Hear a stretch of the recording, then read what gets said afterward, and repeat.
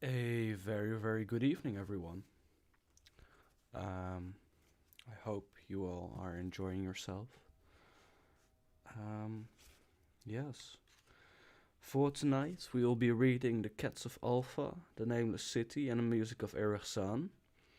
Perhaps I'll also read The Lurking Fear, but it kind of depends on how my voice holds out.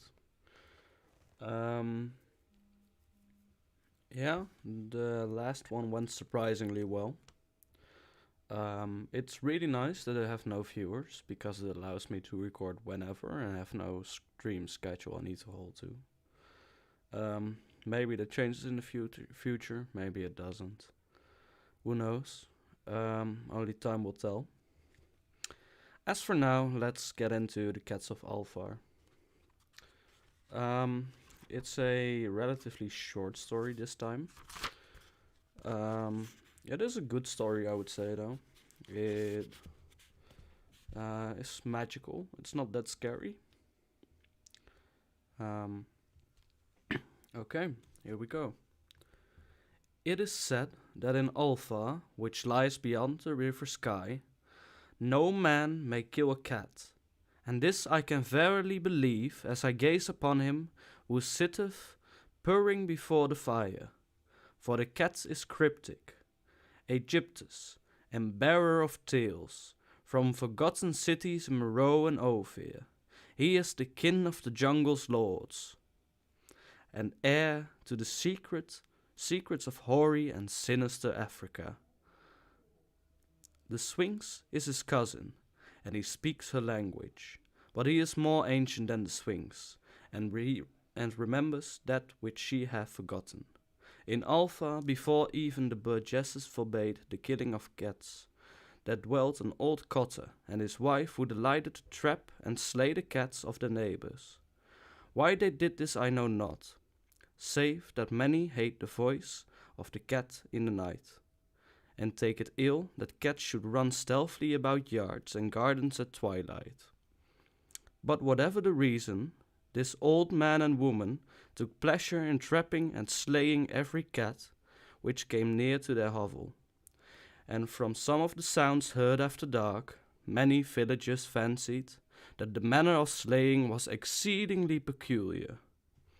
But the villagers did not discuss such things with the old man and his wife, because of the habitual expression on the withered faces of the two, and because their cottage was so small, and so darkly hidden under spreading oaks at the back of a neglected yard.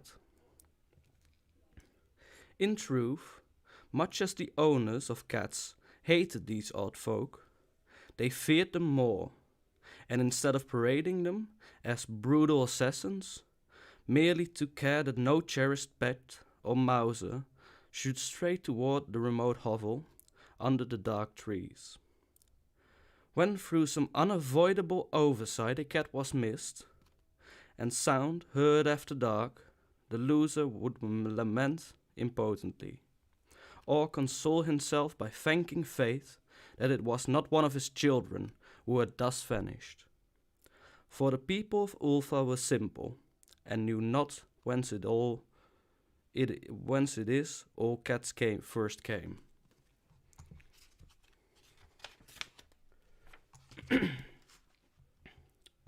Once a day, one day a caravan of strange wanderers from the south entered the narrow cobbled streets of Alpha. Dark wanderers they were, and unlike the other roving folk who passed through the village twice every year,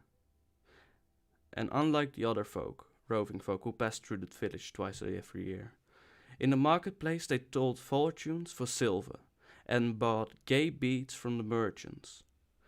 What was the land of these wanderers none could tell, but it was seen that they were given to strange prayers, and that they painted on the sides of their wagons strange figures with human bodies and the heads of cats, hawks, rams, and lions. And the leader of the caravan wore a headdress with two horns and a curious disc betwixt the horns.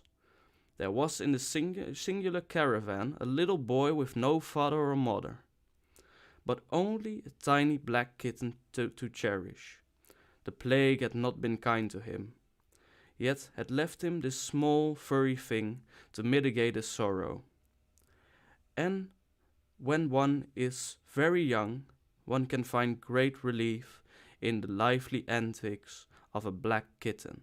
So the boy, whom the dark people called Menace, smiled more often than he wept as he sat playing with his graceful kitten on the steps of an oddly painted wagon. On the third morning of the wanderer's stay in Ulthar, Menace could not find his kitten. As he sobbed aloud in the marketplace, certain villagers told him of the old man and his wife, and of the sounds heard at that in the night. And when he heard these things, his sobbing gave way to meditation, and finally to prayer. He stretched out his arms towards the sun, and prayed in a tongue no villager could understand. Though indeed the villagers did not try very hard to understand, since their attention was mostly taken up by the sky, and the odd shapes the clouds were assuming. It was very peculiar, but as the little boy uttered his petition, there seemed to form overhead the shadowy, nebulous figures of exotic things, of hybrid creatures crowned with horn-flanked discs. Nature is full of such illusions to impress the imaginative. That night the wanderers left Ulthar, and were never seen again. And the householders were troubled when they noticed that in all the village there was not a cat to be found. From each hearth the familiar cat had vanished. Cats, large and small, black, grey, striped, yellow and white. Old Crannan, the burgomaster, swore that the dark folk had taken the cats away in revenge for the killing of Menace's kitten, and cursed the caravan and the little boy.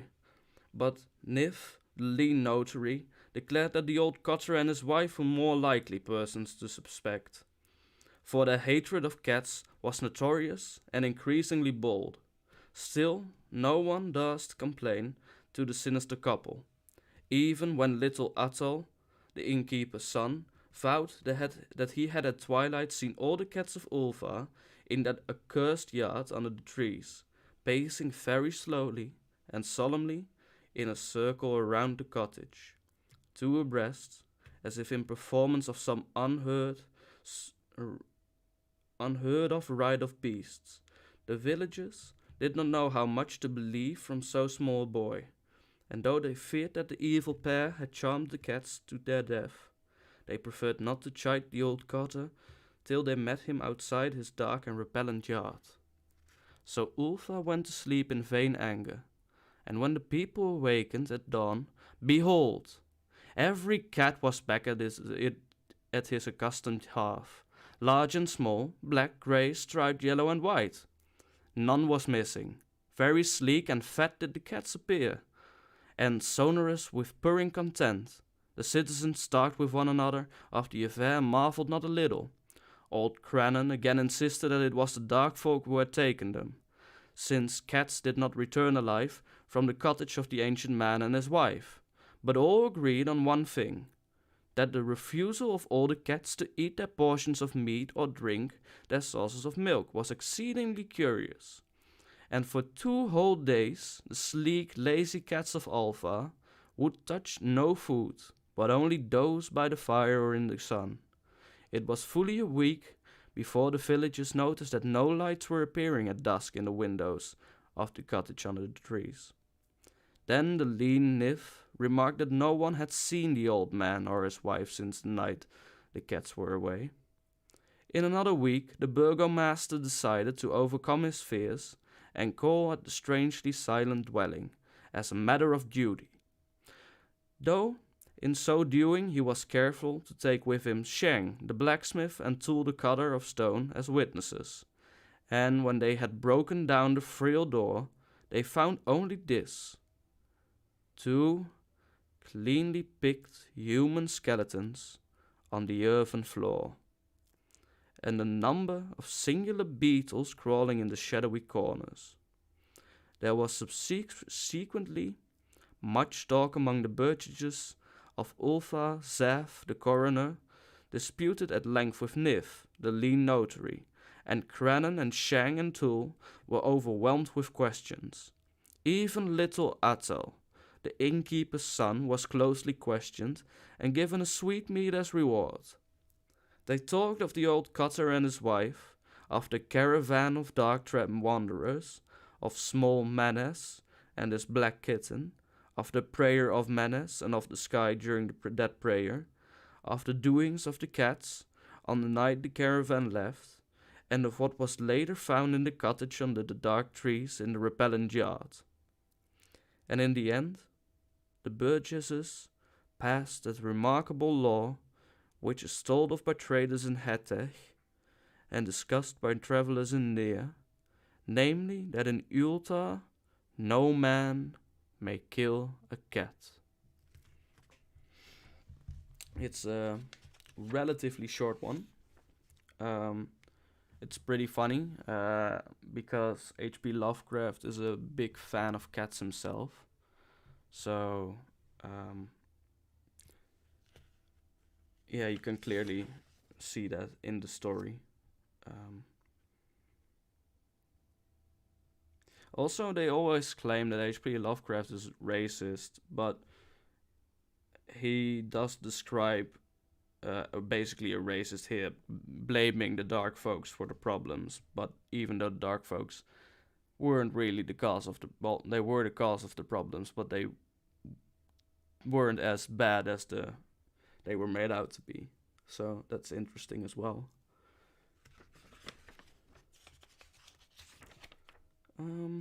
Yeah, I'm gonna take a short drinking break, and then I'll be back for the Nameless City.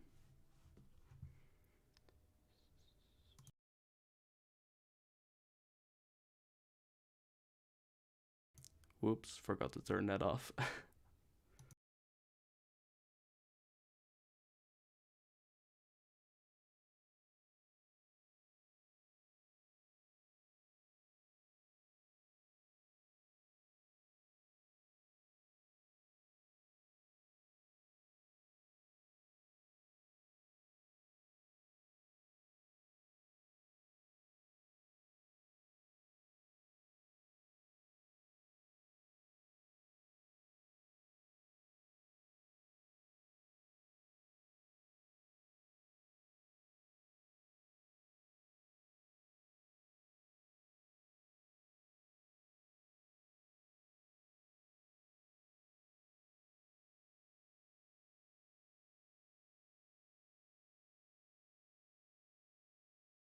By the way, I really like this art piece. It's made by Antonio J. Manzanero. It's I found it on ArtStation today. I thought it was fitting with the cosmic horror theme. It's also really gritty. Yeah.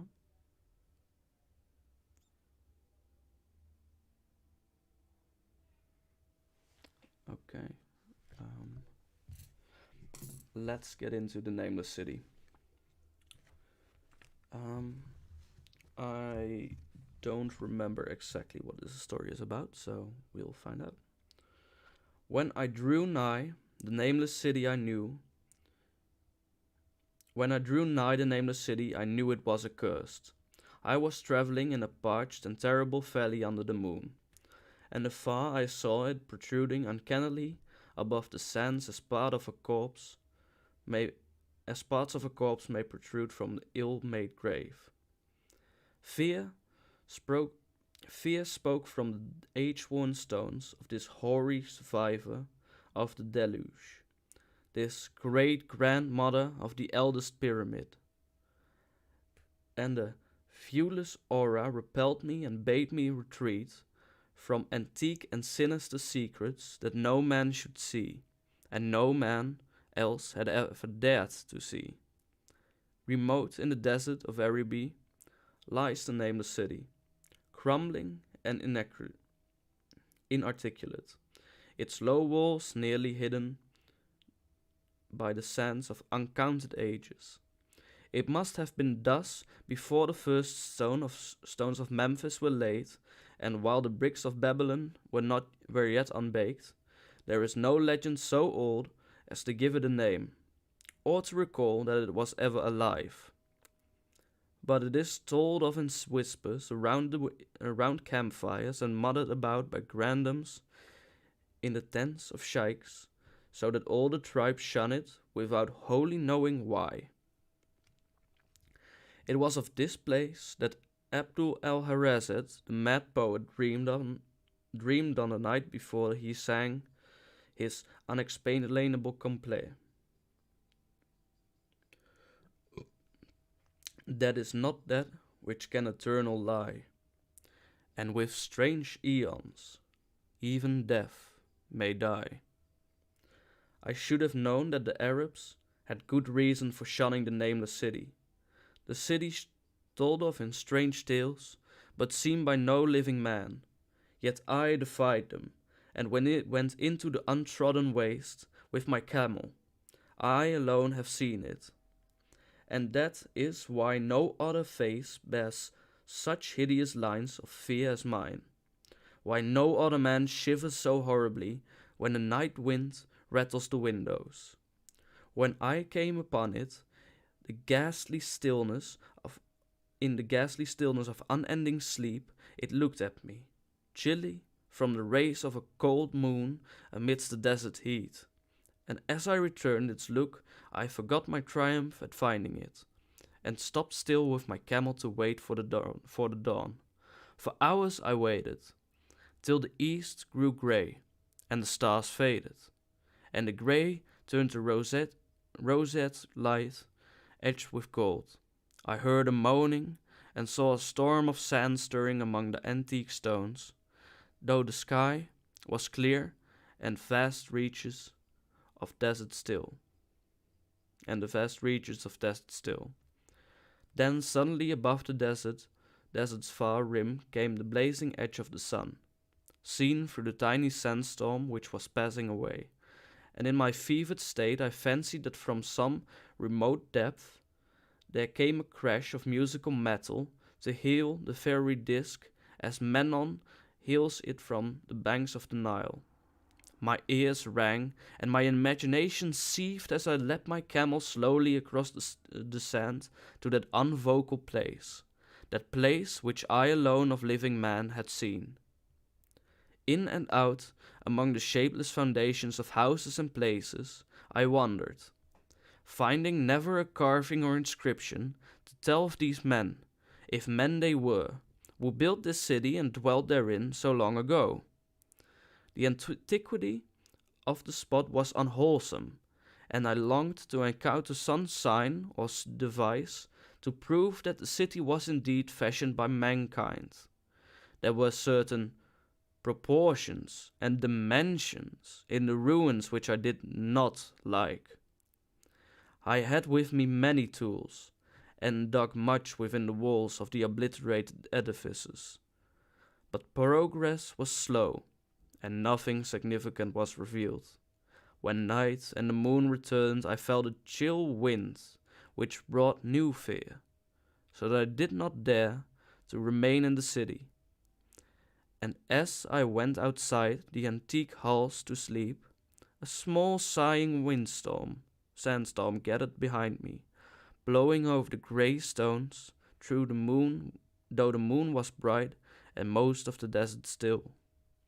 I awakened just at dawn from a pageant of horrible dreams, my ears ringing as of from some metallic peal. I saw the sun peering redly through the last gusts of a little sandstorm that hovered over the Nameless City, and marked the quietness of the rest of the landscape. Once more I ventured within those brooding ruins that swelled beneath the sand like an ogre under a coverlet, and again dug vainly for relics of the forgotten race. At noon I rested, and in the afternoon I spent much time tracing the walls and bygone streets, and indeed, and the outlines of the nearly vanished buildings. I saw that the city had been mighty indeed, and wondered at the sources of its greatness. To myself, I pictured all the splendors of an age so distant that Chaldea could not recall it, and thought of Sarnath the Doomed, that stood in the land of Na, when mankind was young, and of Ib, that was carven of grey rock before mankind existed.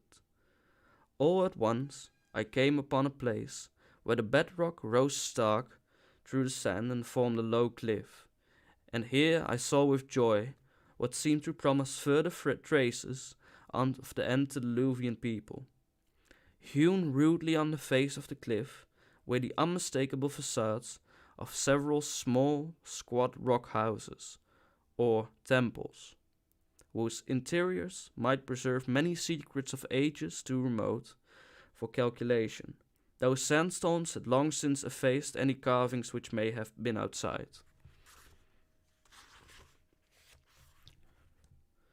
Very low and sand-choked were all the dark apertures near me, but I cleared one with my spade and crawled through it, carrying a torch to reveal whatever mysteries it might hold.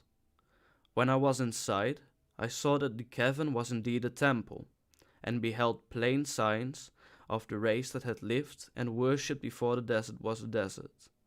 Primitive altars, pillars and niches, all curiously low, were not absent. And though I saw no sculptures or frescoes, there were many singular stones clearly shaped into symbols by artificial means. The lowness of the chiseled chamber was very strange, for I could hardly kneel upright. But the area was so great that my torch showed only part of it at a time. I shuddered oddly in some of the far corners.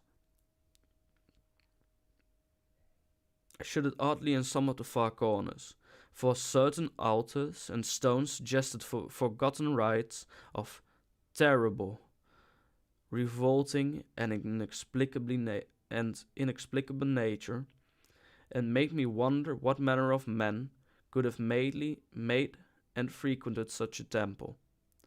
When I had seen all the place had contained, I crawled out again, avid to find what the temples might yield.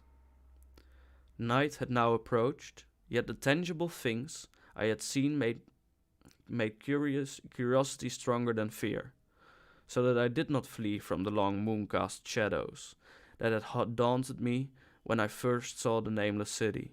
In the twilight I cleared another aperture, and with a new torch crawled into it, finding more vague stones and symbols, though nothing more definite than the other temples had contained. The room was just as low, but much less broad, ending in a very narrow passage crowded with obscure and cryptical shrines.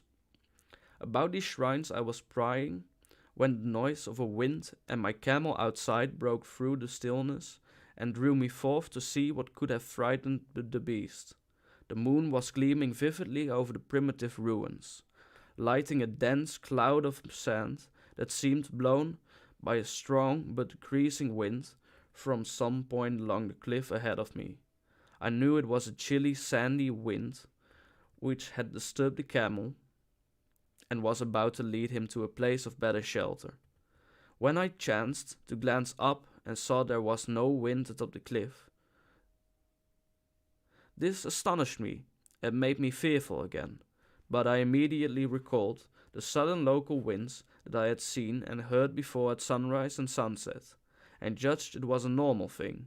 I decided it came from some rock fissure leading to a cave, and watched the troubled sands to trace it to its source, soon perceiving that it came from the black orifice of a temple a long distance south of me, almost out of sight. Again, against the choking sand cloud, I plodded towards this temple, which, as I neared it, loomed larger than the rest, and showed a doorway far less clogged with caked sand. I would have entered had not the terrific sound of the icy wind almost quenched my torch. It poured madly out of the dark door, sighing uncannily as it ruffled the sand and spread among the weird ruins. Soon it grew fainter, and the sand grew more and more still, till finally all was at rest again, but a presence seemed stalking among the spectral stones of the city, and when I glanced at the moon, it seemed to quiver as though mirrored in unquiet waters. I was more afraid than I could explain, but not enough to dull my thirst for wonder. So as soon as the wind was quite gone, I crossed into the dark chamber from which it had come. This temple, as I had fancied from the outside, was larger than either of those I had visited before, and was presumably a natural cavern, since it bore winds from some region beyond. Here I could stand quite upright, but saw that the stones and altars were as low as those of the other temples. On the walls and the roof I beheld for the first time some traces of the pictorial art of the ancient race, curious curling streaks of paint that had almost faded or crumbled away. And on two of the altars I saw with rising excitement a maze of well-fashioned, curvilinear carvings. As I held my torch aloft, it seemed to me that the shape of the roof was too regular to be natural, and I wondered what the prehistoric cutters of stone had first worked upon. Their engineering skill must have been vast.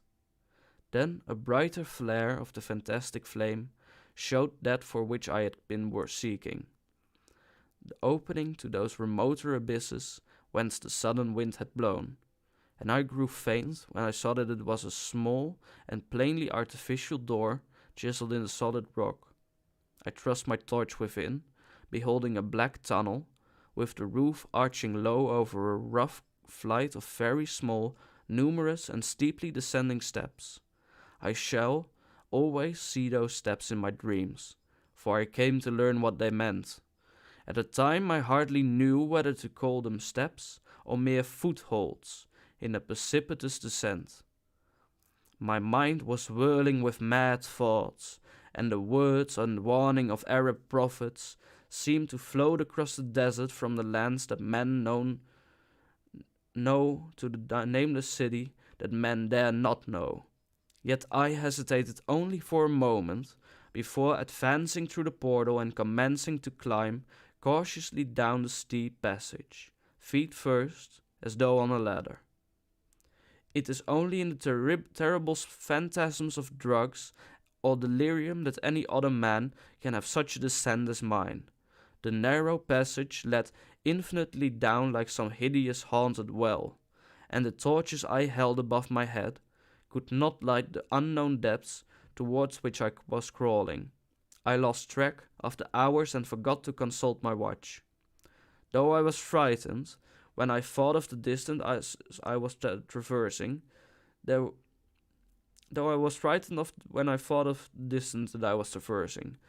were changes of direction and of steepness, and once I came to a low, level passage, where I had to wriggle my feet first across the rocky floor, holding torches arm's length beyond my head. The place was not high enough for kneeling. After that were more of the steep steps, and I was scrambling down interminably when my failing torch died out. I do not think I noticed it at the time, for when I did notice it, I was still holding it above me as if it were ablaze. I was quite unbalanced with that instinct for the strange and the unknown which had made me a wanderer upon earth and a haunter of far ancient and forbidden places. In the darkness, there flashed before my mind fragments of my cherished treasury of demonic lore, sentences from El-Harazed the Mad Arab, paragraphs from the apocryphal nightmares of the Messias, and infamous lines from the delirious Image du Monde of Gauthier de Metz. I repeated queer extracts and muttered of Afrasiabs and the demons that floated with him down the Oxus, later chanting over and over again a phrase from one of Lord Dunasay's tales, the unreverberate blackness of the abyss. Once, when the descent grew amazingly steep, I recited something in sing-song from Thomas More, until I feared to recite more. Ah, reservoir of darkness black, as witches' cauldrons are, when filled with moon rugs in the eclipse distilled, leaning to look if foot might pass down through that chasm I saw beneath, as far as vision could explore, the jetty sides as smooth as glass, looking as if just vanished Dover, with that dark pitch the seed of death throws out upon its slimy shore. Time had quite ceased to exist when my feet again felt the level floor, and I found myself in a place slightly higher than the rooms in the two smaller temples, now so incalculably far above my head. I could not quite stand, but could kneel upright, and in the dark I shuffled and crept hither and thither at random.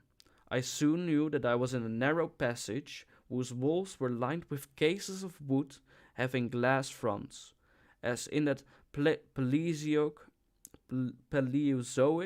and abysmal place I felt of such things as polished wood and glass. I shuddered at the possible implications.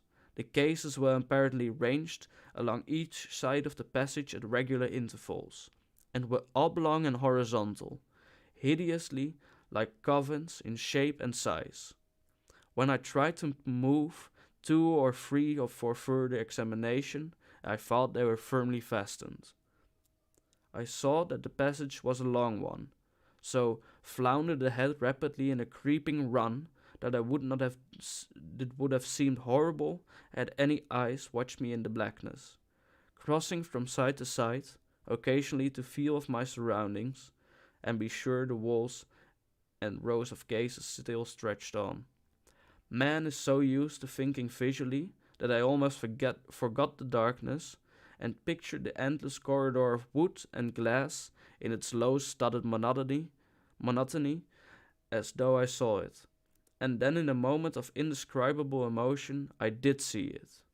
Just when my fancy merged into real sight, I cannot tell. Just when my fancy emerged into real sight I cannot tell, but there came a gradual glow ahead. And all at once I knew that I saw the dim outlines of the corridor and the cases, revealed by some unknown subterranean phosphorescence. For a little while all was exactly as I had imagined it, since the glow was very faint. But as I mechanically kept stumbling ahead into the stronger light, I realized that my fancy had been but feeble. This hall was no relic of crudity, like the temples in the city above, but a monument of the most magnificent and exotic art, rich, vivid, and daring fantastic designs and pictures formed a continuous scheme of mural painting whose lines and colors were beyond description. The cases were of a strange golden wood, with fronts of exquisite glass, and containing the mummified forms of creatures outreaching in grotesqueness, the most chaotic dreams of man. To convey any idea of these monstrosities is impossible. They were of the reptile kind, with body lines suggesting sometimes the crocodile, sometimes the seal, but more often nothing of which either the naturalist or the paleontologist ever heard. In size they approximated a small man, and their forelegs bore delicate and evident feet curiously like human hands and fingers, but strangest of all were their heads, which presented a contour violating all known biological principles. To nothing can such things be well compared. In one flash I thought of comparisons as varied as the cat, the bulldog, the mythic satyr, and the human being.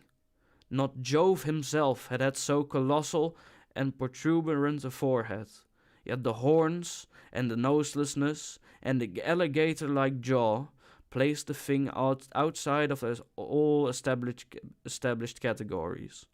I debated for a time the reality of the mummies, half suspecting they were artificial idols, but soon decided they were indeed some Paleogean species, which had lived when the Nameless City was alive. To crown their grotesqueness, most of them were gorgeously enrobed in the costliest of fabrics, and lavishly laden with ornaments of gold, jewels, and unknown shining metals. The importance of these crawling creatures must have been vast, for they held first place among the wild designs on the frescoed walls and ceiling.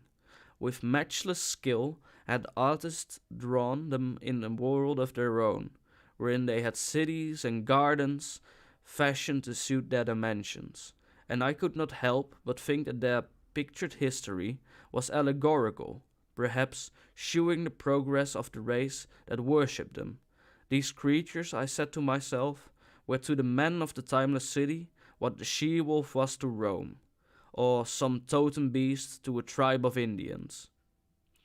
Holding this view, I could trace roughly a wonderful picture of the Nameless City, the tale of a mighty sea-coast metropolis that ruled the world before Africa rose out of the waves, and of its struggles as the sea shrank away, and the desert crept into the fertile valley that held it.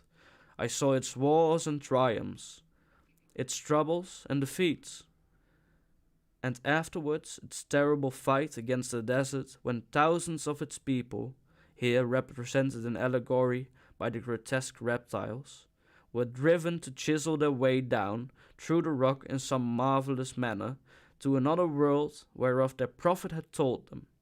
It was all vividly weird and realistic, and its connection with the awesome descent I had made was unmistakable. I even recognized the passages. As I crept along the corridor towards the brighter light, I saw later stages of the painted epic. The leave-taking of the race that had dwelled in the Nameless City and the valley around for 10,000 Nameless City and the valley around for 10 million years. The race whose souls shrank from the quiet quitting scenes their bodies had known so long, where they had settled as nomads in the earth's youth, hewing in the virgin rock those primal shrines as which they had never ceased to worship. Now that light was better, I studied the pictures more closely, and remembering that the strange reptiles must represent the unknown men, pondered upon the customs of the Nameless City. Many things were peculiar and inexplicable. The civilization, which included a written alphabet, had seemingly risen to a higher order than those immeasurably later civilizations of Egypt and Chaldea. Yet there were curious omissions. I could, for example, find no pictures to represent deaths or funeral customs, save such as were related to wars, violence, and plagues. And I wondered at the reticence shown concerning natural death. It was as though an ideal of immortality had been fostered as a cheering illusion. Still nearer, the end of the passage were painted scenes of the utmost picturesqueness and extravagance, contrasted views of the Nameless City in its desertion and growing ruin, and of the strange new realm of paradise, to which the race had hewed its way through the stone. In these views, the city and the desert valley were shewn always by moonlight, golden nimbus hovering over the fallen walls and half revealing the splendid perfection of former times, shown spectrally and elusively by the artist. The paradisal scenes were almost too extravagant to be believed, portraying a hidden world of eternal day, filled with glorious cities and ethereal hills and valleys. At the very last, I thought I saw signs of an artistic anticlimax. the paintings were less skillful and much more bizarre than even the wildest of the earlier scenes. They seemed to record a slow decadence of the ancient stock, coupled with growing ferocity towards the outside world from which it was driven by the desert. The forms of the people, always represented by the sacred reptiles, appeared to be gradually wasting away, though their spirit as shown were hovering above the ruins by moonlight gained in proportion. Emaciated priests, displayed as reptiles in ornate robes, cursed the upper air and all who breathed it, and one terrible final scene showed a primal-looking man, perhaps a pioneer of ancient Irem, the city of pillars, torn to pieces by members of the elder race.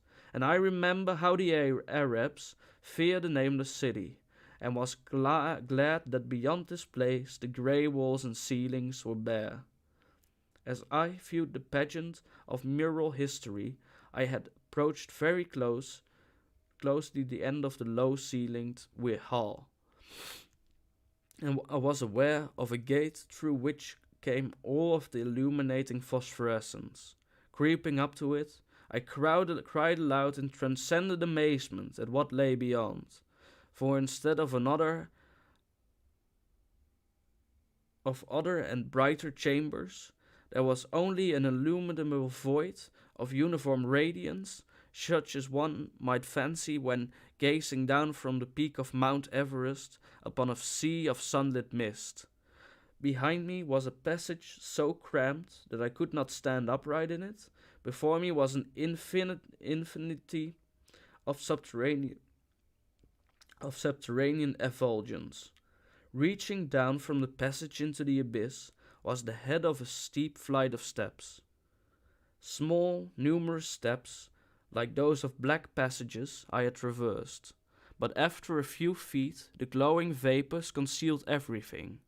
Swung back open against the left-hand wall of the passage was a massive door, of brass, incredibly thick and decorated with fantastic bas-reliefs, which could, if closed shut, the whole inner world of light away from the vaults and passages of rock. I looked at the steps, and for the nonce dared not to try them. I touched the open brass door and could not move it. Then I sank prone to the stone floor, my mind aflame with prodigious reflections which not even a death-like exhaustion could banish. As I lay still with closed eyes, free to ponder, many things I had lightly noted in the frescoes came back to me with new and terrible significance. Scenes representing the Nameless City in its heyday, the vegetation of the valley around it, and the distant lands with which its merchants traded. The allegory of the crawling creatures puzzled me by its universal prominence, and I wondered that it would be so closely followed in a pictured history of such importance. In the frescoes, the Nameless City had been shewn in proportions fit to the reptiles. I wondered what its real proportions and magnificence had been, and reflected a moment on certain oddities I had noticed in the ruins. I thought curiously of the lowness of the primal temples, and of the underground corridor, which were doubtless hewn thus out of deference to the reptile deities they are honored, though it perforce reduced the worshippers to crawling. Perhaps the very rites here involved the crawling in imitation of the creatures. No religious theory, however, could easily explain why the level passages in that awesome descent should be as low as the temples, or lower, since one could not even kneel in it. As I thought of the crawling creatures, whose hideous mummified forms were so close to me, I felt a new throb of fear. Mental associations are curious, and I shrank from the idea that except for the poor primitive man torn to pieces in the last painting, mine was the only human form amidst the many relics and symbols of primordial life. But as always in my strange and roving existence, wonder soon drove out fear, for the luminous abyss and what it might contain presented a problem worthy of the greatest explorer. That a weird world of mystery lay far down that flight of peculiar small steps I could not doubt, and I hoped to find there those human memorials which the painted corridor had failed to give. The frescoes had pictured unbelievable cities and valleys in this lower realm, and my fancy dwelled on the rich and colossal ruins that awaited me. My fears, indeed, concerned the past rather than the future. Not even the physical horror of my position in that cramped corridor of dead reptiles and antediluvian frescoes, miles below the world I knew and faced by another world of eerie light and mist, could match the lethal dread I felt at the abysmal antiquity of the scene and its soul. An ancientness so vast that measurement is feeble seemed to leer down from the primal stones and rock-hewn temples of the Nameless City, while the very latest of the astounding maps in the frescoes shewed oceans and continents that man had forgotten, with only here and there some vaguely familiar outline of what could have happened in the geological ages since the painting ceased, and the death-hating race resentfully succumbed to decay. No man might say. Life had once teemed in these caverns, and in the luminous realms beyond. Now I was alone with vivid relics, and I trembled to think of the countless ages through which these relics had kept a silent, deserted vigil. Suddenly there came another burst of that acute fear which had intermittently seized me ever since I first saw the terrible valley and the nameless city under a cold moon. And despite my exhaustion, I found myself frantically to a sitting posture and gazing back along the black corridor towards the tunnels that rose to the outer world. My sensations were like those which had made me shun the nameless city at night, and were as inexplicable as they were poignant. In another moment, however, I received a still greater shock, in the form of a definite sound, the first which had broken the utter silence of these tomb-like depths. It was a deep, low moaning, as of a distant throng of condemned spirits, and came from the direction in which I was starting. Its volume rapidly grew, till it soon reverberated frightfully through the low passage, and at the same time I became conscious of an increasing draught of cold air, likewise flowing from the tunnel and the city above. The touch of this air seemed to restore my balance, for I instantly recalled the sudden gusts which had risen around the mouth of the abyss each sunset and sunrise, one of which had indeed revealed the hidden tunnels to me. I looked at my watch and saw that sunrise was near, so braced myself to resist the gale that was sweeping down to its cavern home as it had swept forth of evening. My fear again waned low, since the natural phenomenon tends to dispel broodings over the unknown. More and more madly poured the shrieking, moaning night wind into the gulf of the inner earth. I dropped prone again and clutched vainly at the floor for fear of being swept bodily through the open gate to the phosphorescent abyss. Such fury I had not expected, and as I grew aware of an actual slipping of my form towards the abyss, I was beset by 1,000 new horrors of apprehension and imagination. The malignance of the blast awakened incredible fancies. Once more I compared myself shudderingly to the only human image in that frightful corridor, the man who was torn to pieces by the nameless race, for in that fiendish clawing of the swirling currents there seemed to abide the vindictive rage, all the stronger because it was largely impotent. I think I screamed frantically near the last. I was almost mad, but if I did so my cries were lost in the hell-born babel of the howling wind waves. I tried to crawl against the murderous invisible torrent, but I could not even hold my own as I was pushed slowly and inexorably towards the unknown world. Finally, reason must have wholly snapped, for I fell to babbling over and over that inexplicable couplet of the mad Arab El Harazet, who dreamed of the nameless city. That is not dead, which can eternal lie, and with strange eons, even death may die. Only the grim, brooding desert gods know what really took place, and what indescribable struggles and scrambles in the dark I endured, or what Abaddon guided me back to life, where I must always remember and shiver in the night wind till oblivion, or worse, claims me. Monstrous, unnatural, colossal was the thing, too far beyond all the ideas of man to be believed, except in the silent, damnable small hours of the morning when one cannot sleep.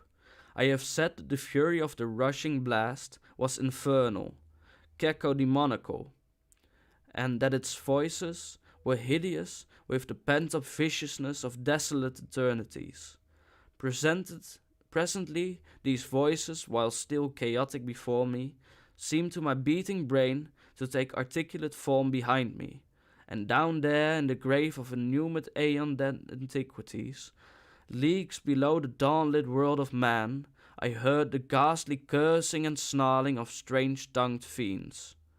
Turning, I saw outlined against the luminous ether of the abyss that could not be seen against the dusk of the corridor, a nightmare horde of rushing devils, hate distorted, grotesquely panoplied, half-transparent devils of a race no man might mistake, crawling reptiles of the nameless city. And as the wind died away, I was plunged into the ghoul-pooled darkness of earth's bowels. For behind the last of the creatures, the great brazen door clanged shut, with a deafening peal of metallic music, whose reverberations swelled out to the distant world to hail the rising sun, as Manon hails it from the banks of the Nile. Woo! That's a long one. I might have to take like some breaks in between the next one to drink a bit. Because damn, reading such a long space in one time, one sitting, kinda fucks you.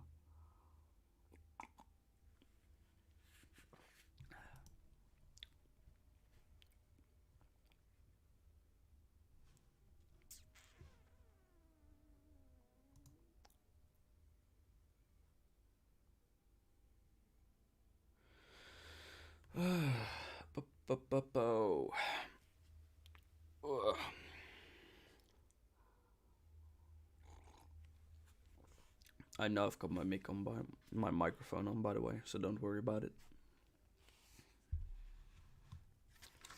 Okay, we're not gonna read Herbert West Reanimator. I actually don't really like it. And I've already read it twice, so I'm gonna skip it this time. It's basically your standard Frankenstein kind of story, only slightly more expansive. Like he creates a couple of monsters that eventually come back to get him, and that's basically it. Last story was good, by the way. Again, Lovecraft does really know how to tell a story without actually showing you something. But he has a lot of the degeneration stories. Is actually a common theme. The ancient races being more powerful before and then degrading to barbarism, mostly. I don't know if that's political commentary or not. And neither do I really feel like speculating about it, to be honest. But it could be political commentary, I guess.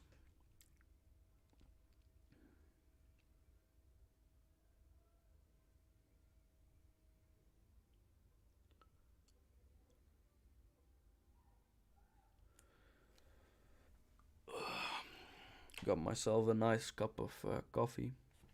I drink my coffee with a little bit of milk in it usually. It takes off the edge. Call me a baby boy if you like. I don't really care.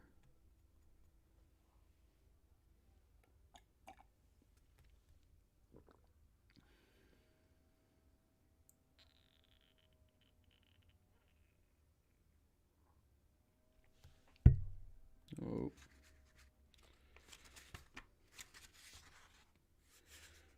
Next one isn't too long. Should be able to do that. That's gonna be the last one though, because these streams are actually really tough to do. Like I expected to be able to do like 2-3 hours or something, but 1 hour is really tiring actually.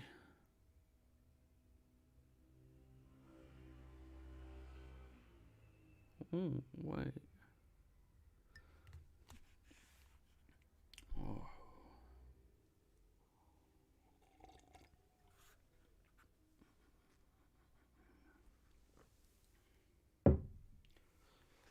Um.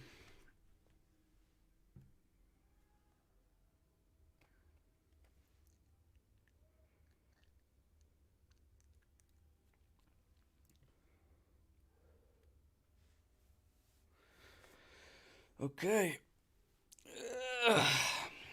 Let's get into the final one. Wait, let me close my curtains. You can probably hear that.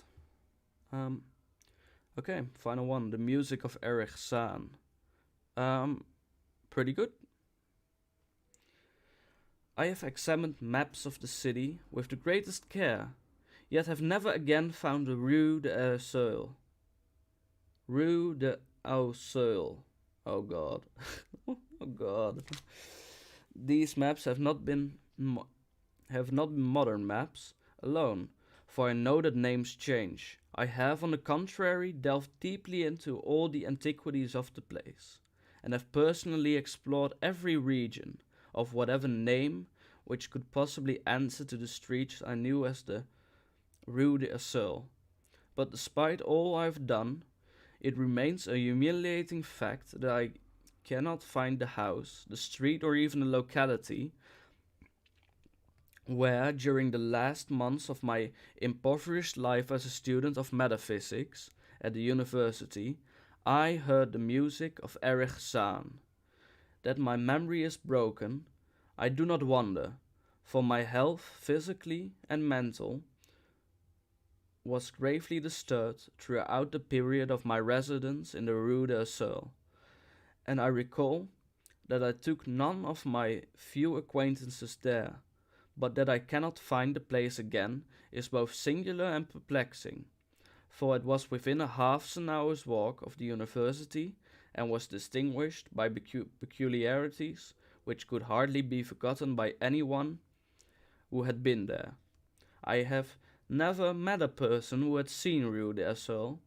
The Rue de Seul lay across a dark river, bordered by precipitous brick, blear windowed warehouses, and spanned by a ponderous bridge of dark stone. It was always shadowy along that river, as if the smoke of neighboring factories shut out the sun perpetually. The river was also odorous with white, evil stenches, which I have never smelt elsewhere, and which may some day help me to find it, since I should recognize them at once. Beyond the bridge were narrow cobbled streets with rails, and then came the ascent, at first gradual, but incredibly steep as Rue de Seul was reached. I have never seen another street as narrow and steep as Rue de Seul. It was almost a cliff, closed to all vehicles, consisting in several places of flights of steps, and ending at the top in a lofty ivied wall. Its paving was irregular, sometimes stone slabs, sometimes cobblestones, and sometimes bare earth with struggling greenish-grey vegetation. The houses were tall, peaked roofed, incredibly old, and crazily leaning backward, forward, and sidewise. Occasionally an opposite pair, both leaning forward, almost met across the street like an arch. Certainly they kept most of the light from the ground below. There were a few overhead bridges from house to house across the street. The inhabitants of that street impressed me peculiarly. At first, I thought it was because they were all silent and reticent, but later decided it was because they were all very old. I do not know how I came to live on such a street, but I was not myself when I moved there. I had been living in many poor places, always evicted for want of money, until at last I came upon the tottering house in Rue de Assel kept by the paralytic Blandot. It was the third house from the top of the street, and by far the tallest of them all. My room was on the fifth story, the only inhabited room there, since the house was almost empty. On the night I arrived, I heard strange music from the peaked garret overhead, and the next day asked old Blandot about it. He told me it was an old German viol player, a strange, dumb man, who signed his name as Erich Zahn, and who played evenings in a cheap theater orchestra, adding that Zahn's desire to play in the night after his return from the theater was the reason he had chosen this lofty and isolated garret room, whose single gable window was the only point on the street from which one could look over the terminating wall at the declivity and panorama beyond. Thereafter, I heard Zahn every night, and although he kept me awake, I was haunted by the weirdness of his music. Knowing little of the art myself, I was yet certain that none of his harmonies had any relation to music I had heard before, and concluded that he was a composer of highly original genius, and the longer I listened, the more I was fascinated, until after a week I resolved to make the old man's acquaintance. One night, as he was returning from his work, I intercepted Zahn in the hallway and told him that I would like to know him, and be with him when he played. He was a small, lean, bent person, with shabby clothes, blue eyes, grotesque, satyr-like face, and nearly bald head, and at my first word seemed both angered and frightened.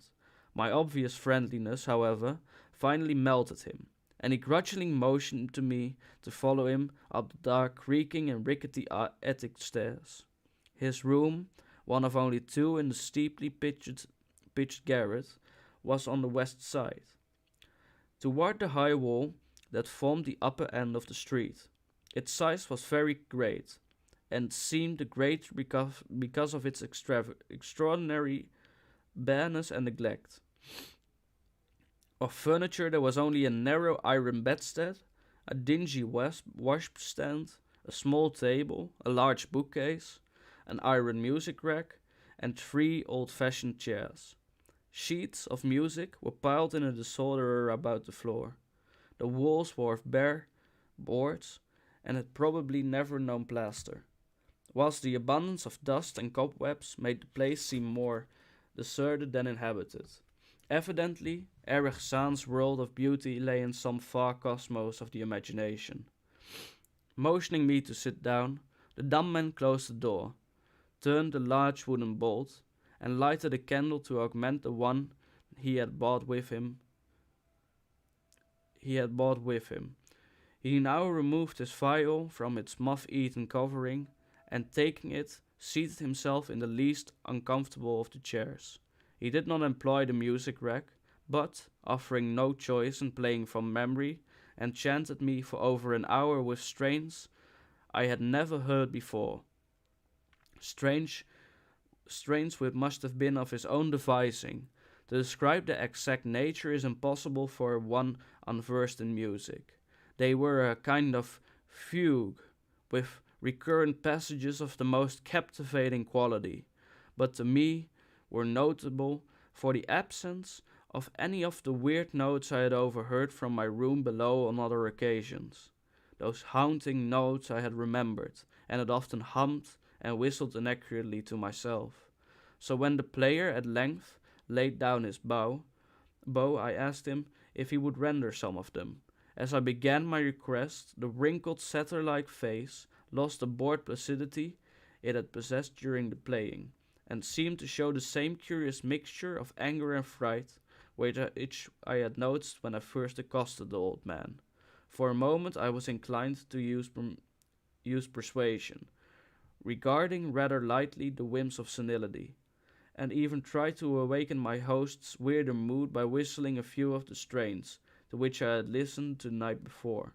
But I did not pursue this course more for more than a moment, for when the dumb musician recognized the whistled air, his face grew suddenly distorted with an expression wholly beyond analysis, and his long, cold, bony right hand reached out to stop my mouth and silence the crude imitation. As he did this, he further demonstrated his eccentricity by casting a startled glance towards the lone curtained window, as if fearful of some intruder, a glance doubly absurd, since the garret stood high and inaccessible above all the adjacent roofs, this window being the only point on the steep street, as the concierge had told me, from which one could see over the wharf at the summit. The old man's glance brought Blandot's remark to mind, and with a certain capriciousness I felt a wish to look out over the wide and dizzying panorama of moonlit roofs and city lights beyond the hilltop, which of all the dwellers in the Rue de Assel only the crabbed musician could see. I moved towards the window and would have drawn aside the nondescript curtains, when with a frightened rage, even greater than before, the dumb lodger was upon me again, this time motioning with his head towards the door as he nervously strove to drag me thither with both hands. Now, thoroughly disgusted with my host, I ordered him to release me, and told him I would go at once. His clutch relaxed as he saw my disgust and offense. His own anger seemed to subside. He tightened his relaxing grip, but this time in a friendly manner, forcing me into a chair, then, with an appearance of wistfulness, crossing to the littered table, when he wrote many words with a pencil in the labored French of a foreigner. The note which he had finally handed to me was an appeal for tolerance and forgiveness. Zahn said he was old, lonely, and afflicted with strange fears, and nervous disorders connected with his music and with other things. He had enjoyed my listening to his music, and wished I would come again and not mind his eccentricities, but he could not play to another his weird harmonies, and could not bear hearing them from another, nor could he bear having anything in his room touched by another. He had not known until our hallway conversation that I could overhear his playing in my room, and now asked me if I would arrange with Blandot to take a lower room where I could not hear him in the night. He would, he wrote, defray the difference in rent. As I sat deciphering the execrable French, I felt more lenient towards the old man. He was a victim of physical and nervous suffering, as was I, and my metaphysical studies had taught me kindness. In the silence there came a slight sound from the window. The shutter must have rattled in the night wind, and for some reason I started almost as violently as did Erich Zahn, who, when I had finished reading, I shook my host by the hand and departed as a friend. The next day Blandot gave me a more expensive room on the third floor, between the apartments of an aged moneylender and the room of a respectable upholsterer. There was no one on the fourth floor. It was not long before I found that Zahn's eagerness for my company was not as great as it had seemed while he was persuading me to move down from the fifth story.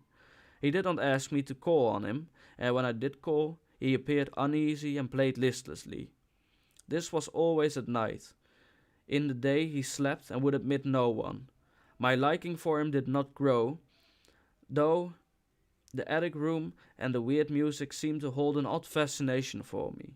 I had a curious desire to look out of the window, over the wall and down the unseen slope up at the glittering roofs and spires which must lie outspread there.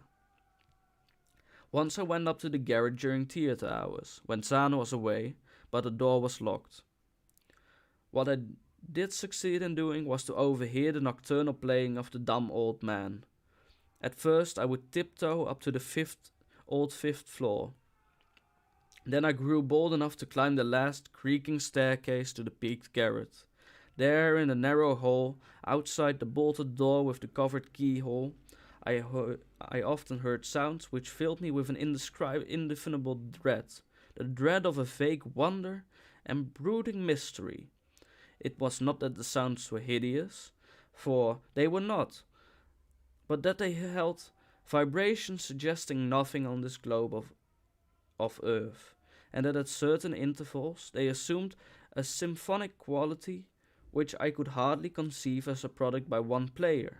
Certainly Erich Zahn was a genius of wild power. As the weeks passed, the playing grew wilder, whilst the old magician acquired an increasing haggardness and furtiveness pitiful to behold. He now refused to admit me at any time, and shunned me whenever we met on the stairs. Then one night, as I listened at the door, I heard the shrieking viol swell into a chaotic babble of sound.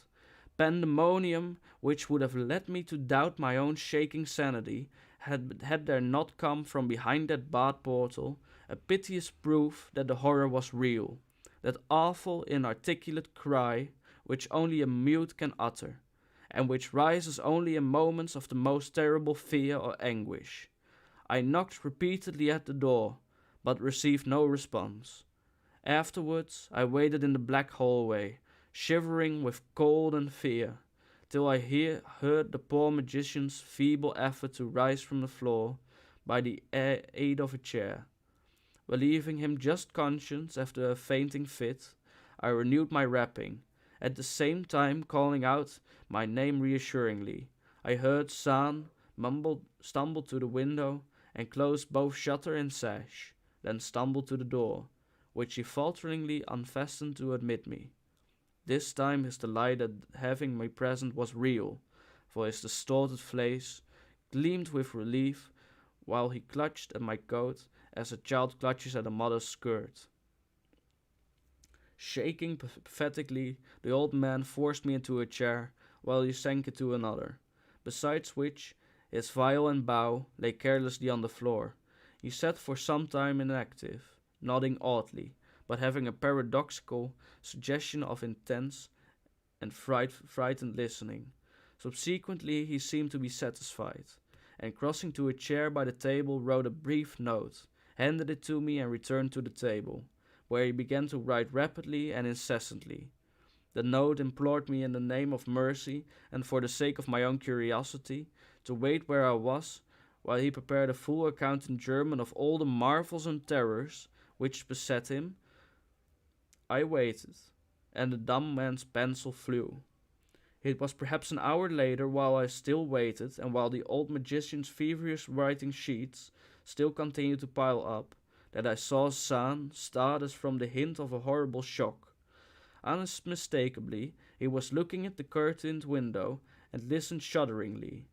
Then I half fancied I heard a sound myself, though it was not a terrible sound, but rather an exquisitely low and infinitely distant musical note, suggesting a player in one of the neighboring houses, or in some abode beyond the lofty wall from which I had never been able to look. Upon Zahn the effect was terrible, for dropping his pencil, suddenly he rose, seized his viol, and commenced to rend the night with the wildest playing I had ever heard from his bow save when listening at the barred door. It would be useless to describe the playing of Erich Zahn on that dreadful night. It was more horrible than anything I had ever overheard, because I could now see the expression of his face, and could realize that this time the motive was stark fear. He was trying to make a noise, to ward something off, or drown something out. What, I could not imagine, awesome though I felt it must be. The playing grew fantastic, delirious, hysterical, yet kept to the last of the qualities of supreme genius which I knew this strange old man possessed. I recognized the air. It was a wild Hungarian dance popular in the theatres, and I reflected for a moment that this was the first time I had ever heard Zahn play the work of another composer. Louder and louder, wilder and wilder, mounting the shrieking and whining of that desperate viol, the player was dripping with an uncanny perspiration and twisted like a monkey, always looking frantically at the curtained window. In his frenzied strains I could almost see shadowy satyrs and bacchanals dancing and whirling insanely through the seething abysses of clouds and smoke and lightning, and then I thought I heard a shriller, steadier note. That was not from the viol. A calm, deliberate, purposeful mocking note from far away in the west. At this juncture the shutter began to rattle in a howling night wind, which had sprung up outside as if in answer to the mad playing within. Zahn's screaming viol now outdid itself, emitting sounds I had never thought a viol could emit. The shutter rattled more loudly, unfastened and commenced slamming against the window. Then the glass broke shiveringly under the persistent impacts, and the chill wind rushed in, making the candles sputter and rustling the sheets of paper on the table where Zahn had begun to write out his terrible secret. I looked at Zahn and saw that he was past conscious observation. His blue eyes were bulging, glassy and sightless, and the frantic playing had become a blind, mechanical, unrecognizable orgy that no pen could ever suggest. A sudden gust, stronger than the others, caught up the manuscript and bore it towards the window. I followed the flying sheets in desperation, but they were gone before I reached the demolished panes. Then I remembered my old wish to gaze from this window, the only window in the Rue de Sol from which one might see the slope beyond the wall, and the city outspread beneath. It was very dark, but the city's lights always burned, and I expected to see them there amidst the rain and wind. Yet when I looked from the highest of all gable windows, looked while the candles sputtered and the insane viol howled with the night wind, I saw no city spread below, and no friendly lights gleamed from remembered streets, but only the blackness of space illimitable, unimagined space alive with motion and music, and having no semblance of anything on earth. And as I stood there looking in terror, the wind blew out both the candles in that ancient peaked garret, leaving me in savage and impenetrable darkness, with chaos and pandemonium before me, and the demon madness of the night-baying viol behind me. I staggered back in the dark, without the means of striking a light, crashing against the table, overturning a chair, and finally groping my way to the place where the blackness screamed with shocking music. To save myself and Erich Zahn, I could at least try, whatever the powers opposed to me. Once I thought some chill thing brushed me, and I screamed, but my scream could not be heard above the hideous viol. Suddenly out of the blackness the madly sawing bow struck me, and I knew I was close to the player. I felt the head and touched the back of Zahn's chair, and then found and shook his shoulder in an effort to bring him to his senses. He did not respond, and still the viol shrieked on without slackening.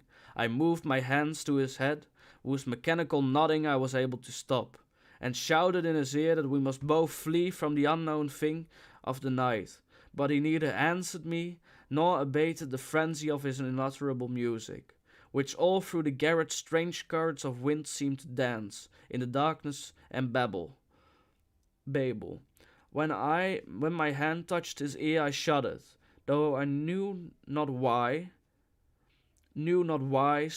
till I felt of the still face, the ice-cold, stiffened, unbreathing face, whose glassy eyes bulged uselessly into the void, and then, by some miracle, finding the door and the large wooden bolt, I plunged wildly away from the glassy-eyed thing in the dark, and from the ghoulish howling of that accursed vial, whose fury increased even as I plunged, leaping, floating, flying down those endless stairs through the dark house, racing mindlessly out into the narrow, steep, and ancient street of steps and tottering houses, clattering down steps and over cobbles to the lower streets and the putrid canyon-walled river, panting across the great dark bridge to the broader, healthier streets and boulevards we know. All these are terrible impressions that linger with me, and I recall that there was no wind, and that the moon was out, and that all the lights of the city twinkled. Despite my most careful searches and investigations, I have never since been able to find Rue de Seul, but I am not wholly sorry, either for this or for the loss in undreamable abysses of the closely written sheets, which alone could have explained the music of Erich Zahn. That was the final story for today, because my voice is literally killing me. Yeah, it's a really good story.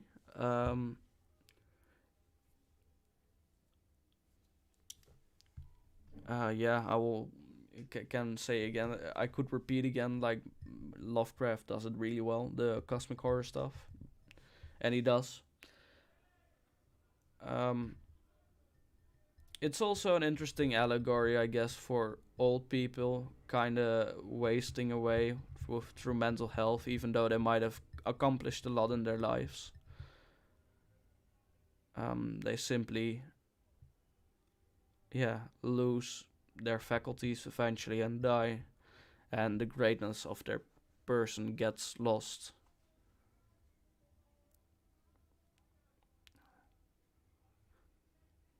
Of course, this is like a low IQ take, I guess, but it's an interesting take nonetheless. Um, yeah, I would like to thank you all for tuning in. If you listen through the entire broadcast, I will add links, timestamps to the video, to the start of each story, so that you can easily find the one you prefer, I guess. If you want to listen to it again, or if you're listening to this for whatever reason at the end without not listening to the stories. I don't know when I will be back. Might be tomorrow, might not be tomorrow. Actually, it will not be tomorrow. Yeah, I'll see you guys again. Hope you guys enjoyed it.